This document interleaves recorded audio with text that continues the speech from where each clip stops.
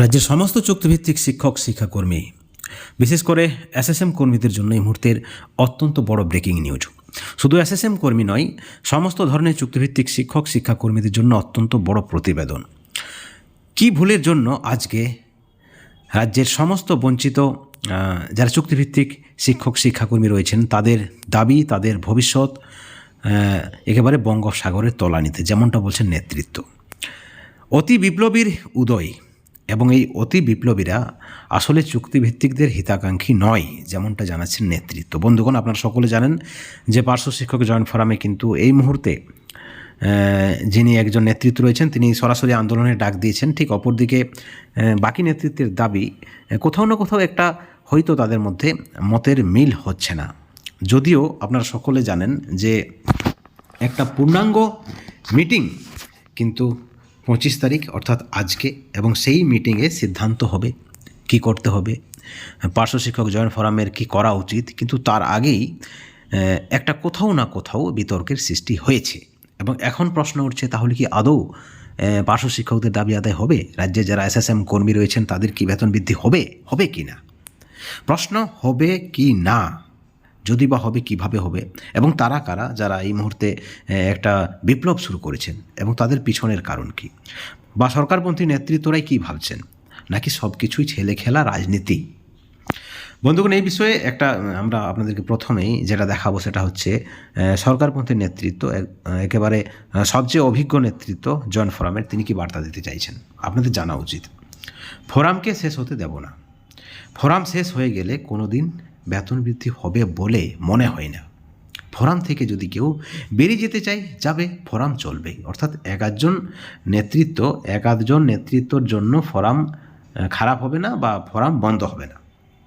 মাঠে যখন নেমেছি, অত্যন্ত একটা গুরুত্বপূর্ণ লাইন, মাঠে যখন নেমেছি বেতন বৃদ্ধি করেই থামবো, পিটিদের কিছু হলে আনন্দ পাবো, তা আমার কাছে অমূল্য। অর্থাৎ বেতন বৃদ্ধি করেই ছাড়বো, এই পয়েন্টটাতেই আমরা জোর দিতে চাইছি।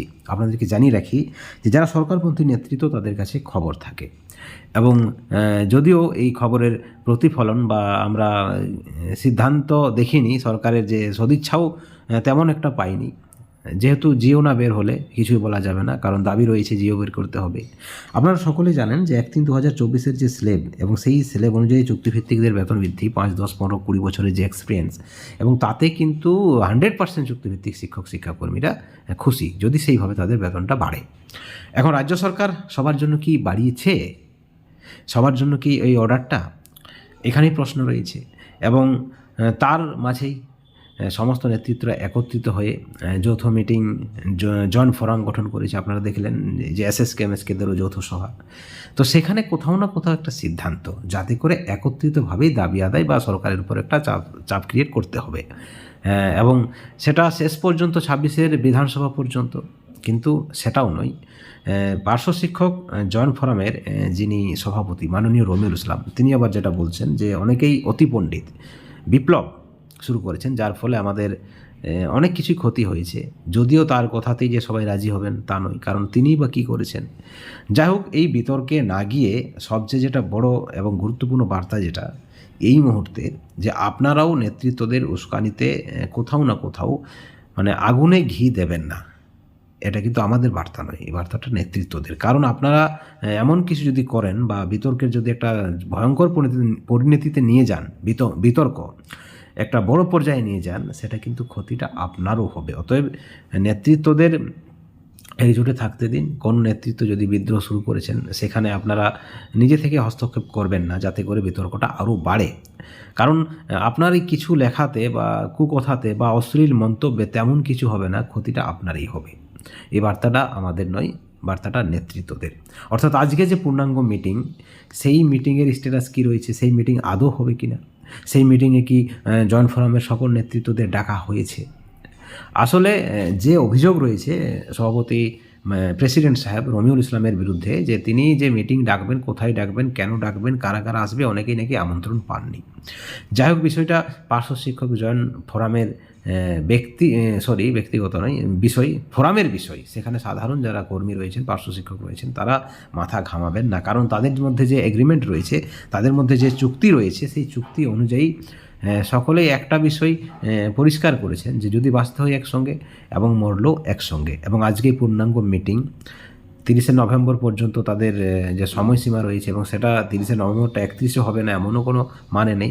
10ই ডিসেম্বর পর্যন্ত শিক্ষামন্ত্রী বলেছেন যে যেহেতু শীতকালীন অধিবেশন চলছে সেখানে ব্যস্ত থাকবেন, এবং তারপরে মুখ্যমন্ত্রী দপ্তরের যে দাবিপত্র পেয়ে সেখানেও প্রসেস চলছে, এবং পরবর্তীতে একটা সঠিক ভাবে পরিকল্পনা বা রূপরেখা তৈরি করে তারা মুখ্যমন্ত্রীর সঙ্গে সাক্ষাতের চেষ্টা করবেন, এবং না হলে শেষে একটা চরম আন্দোলন, সেই আন্দোলনে ডাক দেবেন স্বয়ং সরকারপন্থী জয়েন্ট ফোরামের যিনি প্রধান দায়িত্বে রয়েছেন পার্শ্ব শিক্ষক জয়েন্ট ফোরামের, এবং তিনি সরকারপন্থী পার্শ্ব শিক্ষক নেতৃত্ব আপনারা সকলে জানেন। এবং তিনি যদি আন্দোলনে ডাক দেয় এবং সেখানে কে বিরোধী, সরকার বিরোধী, কে সরকারপন্থী, সেই বিষয়টা থাকছেন না, সকলে মিলে ঝাঁপিয়ে পড়বেন একেবারে ব্লকে ব্লকে। জয়েন্ট ফোরামের উপর আস্থা রাখছেন সকলেই, সকল নেতৃত্ব। আপনারা দেখেছেন যে মাননীয় ভগীরথ ঘোষ তিনি কী বলেছেন, যে জয়েন্ট ফোরামের বেশ কয়েকজন নেতৃত্ব কিন্তু তারা চেষ্টা করছেন, তারা চুপচাপ নেই, তাদের যে কর্মসূচি রয়েছে তারা প্রকাশ্যে বলতে পারছেন না, কারণ সেখানে তাদের কিছু গাইডলাইন রয়েছে, সব কিছু তারা খুলে বলতে পারছেন না। কিন্তু জয়েন্ট ফোরামের নেতৃত্বরা বসে নেই, তারা পার্শ্ব শিক্ষকদের দাবি আদায় করবেন, এবং যারা 48,000 পার্শ্ব শিক্ষকদের দায়িত্ব নিয়েছেন, বা 48,000 পার্শ্ব শিক্ষকদের স্বপ্ন পূরণের যে লড়াই তারা করছেন ইতিমধ্যেই জয়েন্ট ফোরাম গঠন করে, সেই স্বপ্ন পূরণের জন্য নেতৃত্বরা কিন্তু বসে নেই, তারা চেষ্টা করছেন, এবং তিনিও আশাবাদী নেতৃত্বদের মাধ্যমেই পার্শ্ব শিক্ষকদের বঞ্চনার অবসান হবে।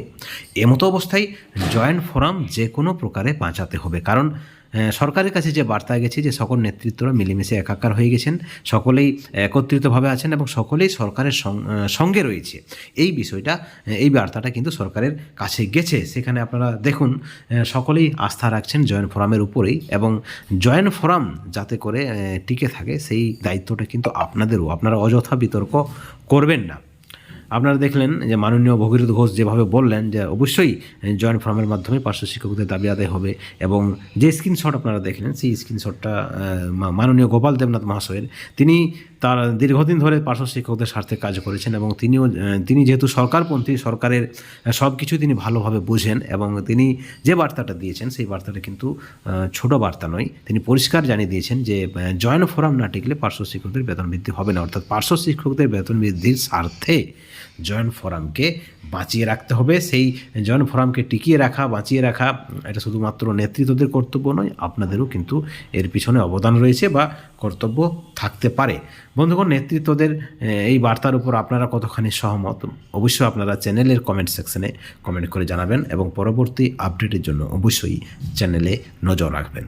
Thank you so much.